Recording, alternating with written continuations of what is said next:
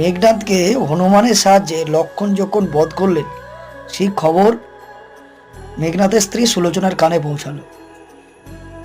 সুলোচনা মেনে নিতে পারছিলেন না তার স্বামী বধ হয়েছে বলে।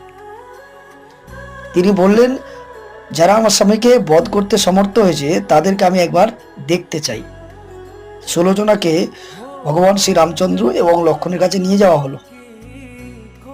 কিছুক্ষণ কথাবার্তা হওয়ার পরে সুলোচনা বললেন, ঠিক আছে, আমি মেনে নিলাম, এরাই আমার স্বামীকে বধ করতে সমর্থ হয়েছে।